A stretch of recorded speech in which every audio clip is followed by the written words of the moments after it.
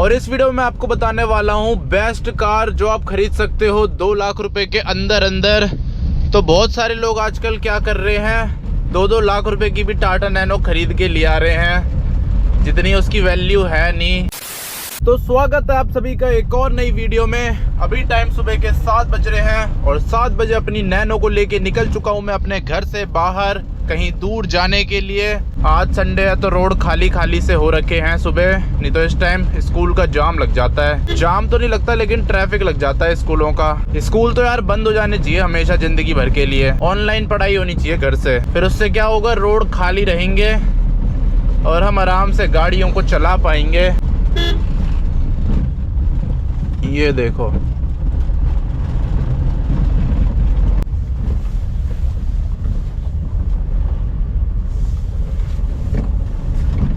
ये देख रहे हो, एक हाथ से चला लेता हूँ मैं अपनी टाटा नैनो को, वो भी मैनुअल वाले स्टीयरिंग को।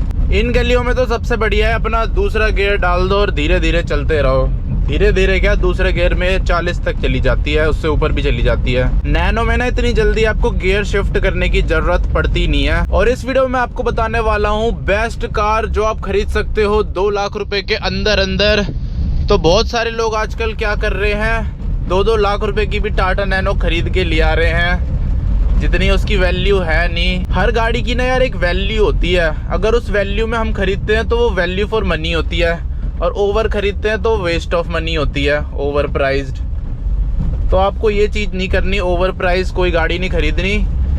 जिसकी जो वैल्यू है उतने में ही खरीदना है। नैनो की जो वैल्यू है ना, चाहे वो कोई सी भी नैनो क्यों ना हो, automatic, manual, top model, base model, 2 lakh तो होनी नहीं चाहिए। इसमें यार गियर शिफ्ट करने की इतनी ज़रूरत ही नहीं पड़ती।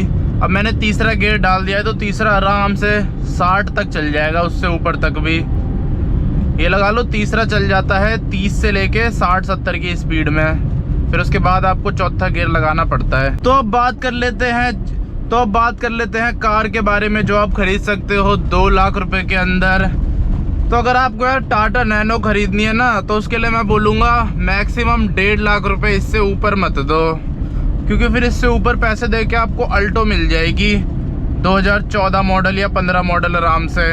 2 लाख रुपए के आसपास ना आपको अल्टो मिल जाती है, अल्टो 800, और वो नैनो से बहुत ज़्यादा वैल्यू फॉर मनी प्रोडक्ट है। एक तो उसकी रीसेल वैल्यू ज़्यादा है। नैनो आप 2 लाख रुपए की खरीद लोगे और उसे बेचने जाओगे तो कोई 1 लाख भी मुश्किल से देगा उसके। और वहीं अल्टो 2 लाख रुपए में आप खरीदोगे और उसे अगर तब भी बेचोगे ना, जब उसके कुछ महीने बचे होंगे, तब भी वो 1 लाख की आराम से बिक जाएगी। और नैनो के अगर कुछ महीने बचे होते हैं तो नैनो तो कूड़े के उसमें बिकती है 20-30 हज़ार रुपये में। तो इसीलिए अल्टो बहुत ज़्यादा वैल्यू फॉर मनी प्रोडक्ट है।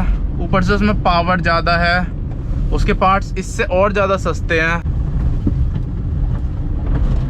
उसकी स्टेबिलिटी इससे ज़्यादा अच्छी है, टॉप स्पीड इससे ज़्यादा अच्छी है, हाई स्पीड में थोड़ी ज़्यादा स्टेबल रह लेती है वो। और सबसे बढ़िया चीज़, रीसेल वैल्यू ज़्यादा है। मतलब नैनो भी एक बढ़िया गाड़ी है, लेकिन प्राइस के हिसाब से देखा जाता है ना वो, कि बढ़िया है या बेकार है। अब जैसे मैंने खरीदी है ये 50-60 हज़ार रुपए की, तो मेरे लिए तो ये बहुत तगड़ी वैल्यू फॉर मनी है। लेकिन अब वही सेम चीज़ कोई खरीद लेता है 2 लाख रुपए में, तो उसके लिए क्या वैल्यू फॉर मनी रह जाएगी। एक तो ये जैकेट उतार देता हूँ, ये जैकेट में अजीब सा लग रहा है गाड़ी चलाने में। और सबसे बढ़िया चीज़ क्या है, इसमें यार ठंड से बच जाता है इंसान।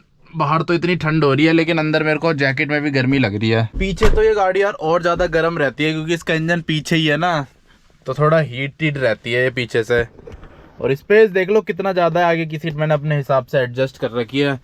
तो मैं इस गाड़ी के बारे में आपको ये बता रहा था कि इसे आप सही प्राइस में खरीदते हो तब तो ये बहुत वैल्यू फॉर मनी प्रोडक्ट है। देखो कितनी सारी चीजें मिल जाती है आपको, इतना तगड़ा स्पेस मिल जाता है, आराम से खुला खुला बैठ के जा सकते हो 4-5 लोग। लेकिन अगर आप इस गाड़ी को भी ओवर प्राइस खरीद लेते हो तो फिर क्या फायदा नैनो खरीदने का। इससे बढ़िया मारुति सुजुकी अल्टो खरीद लो, जब आपको पैसे खर्च करने ही है। अगर मेरा बजट 1.5 लाख रुपए के ऊपर होता ना, तो मैं ये गाड़ी नहीं खरीदता बिल्कुल भी, फिर मैं अल्टो ही खरीदता।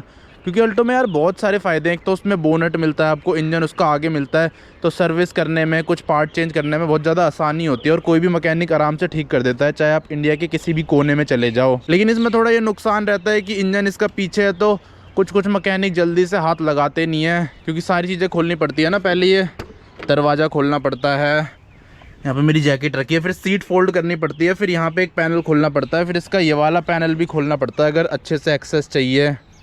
तो बहुत ज़्यादा परेशानी होती है। फिर उसके बाद भी जो इसके पार्ट्स हैं ना वो बहुत अजीब अजीब जगह फिक्स कर रखे हैं, एकदम कोने कोने में घुसा के, तो जिसको ठीक करने में थोड़ी दिक्कत सी रहती है। अब जैसे मैंने इसका एक्सल रिपेयर करवाया था, तो रिपेयर करने में 5 मिनट लगे होंगे मुश्किल से, लेकिन उसे निकालने में और इंस्टॉल करने में 2-3 घंटे लग गए।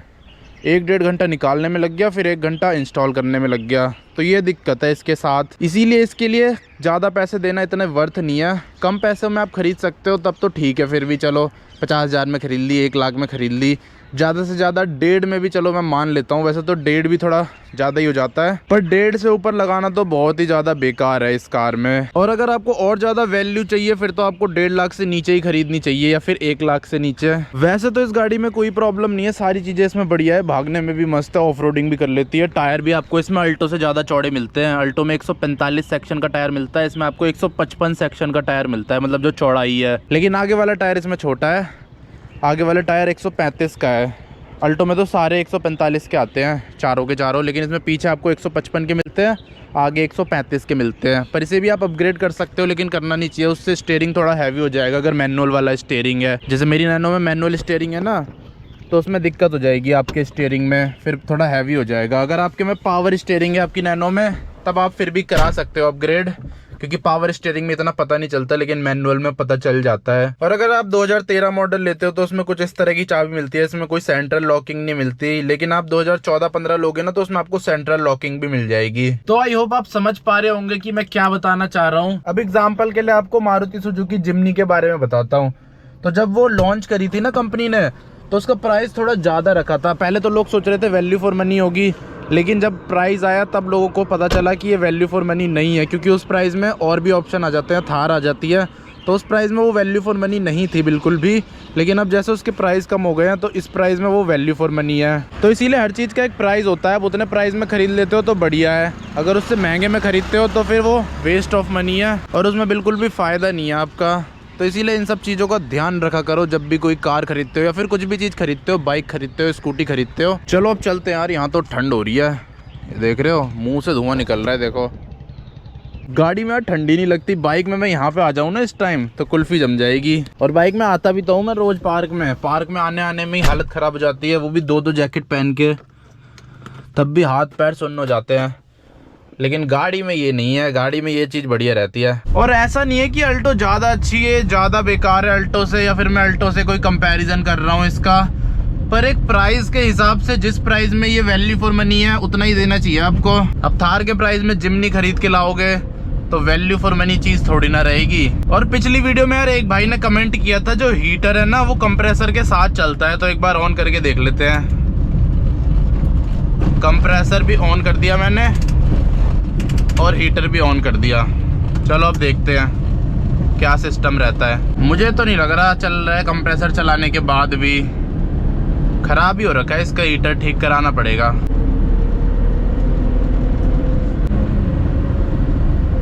और अब मैं पहुंच चुका हूँ, नहीं चल रहा यार, हीटर बंद कर देता हूँ इसे। ये कंप्रेसर से नहीं चलेगा, ये चलेगा तो वैसे ही चलेगा बिना कंप्रेसर के, वरना नहीं चलेगा। अब ये मेरे सामने वो आ गया कुतुब मीनार, यहाँ से सीधा चला जाऊंगा तो कुतुब मीनार आ जाएगा। कुतुब मीनार से मेरा घर बहुत पास है, कभी आओ ना कुतुब मीनार तो बताना। और मेरे हिसाब से तो अगर आप 1.5 लाख रुपए भी खर्च कर रहे हो ना, तो वो करो आप AMT या फिर CNG वाली नैनो में। बाकी तो यार आपकी मर्जी है, आपके पैसे हैं, पर मेरे हिसाब से तो यही होना चाहिए। अगर 1.5 लाख रुपए से आप थोड़े से भी ऊपर खर्च कर रहे हो ना, तो उससे बढ़िया है अल्टो लो, अल्टो 800। जितने में मैंने खरीदी है उतने में तो इससे ज़्यादा वैल्यू फॉर मनी कुछ भी नहीं है। और कोई मैं कार खरीदता ना तो उसकी वैलिडिटी मेरे को ऐसे मिलती है 1 साल 2 साल, लेकिन वही नैनो में मेरे को वैलिडिटी मिली है 4 साल।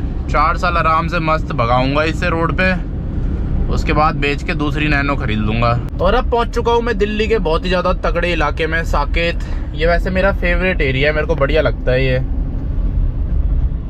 ये देखो यहाँ पे सारी फैसिलिटीज़ है, इस तरफ सारे बैंक्स हैं और आगे चल के वो भी है PVR। और ऊपर से यहाँ की जो वाइब्स है ना वो भी बहुत ज़्यादा तगड़ी है, तो इसीलिए मेरे को ये एरिया मस्त लगता है बहुत ज़्यादा।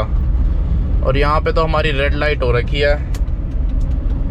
अरे सामने कौन सी गाड़ी खड़ी है, MG की अजीब सी, EV है ये, EV। और ऊपर से यहाँ के रोड्स भी बहुत ज़्यादा मस्त है, हरियाली है चारों तरफ, तो इसलिए एरिया बढ़िया लगता है मेरे को रहने लायक।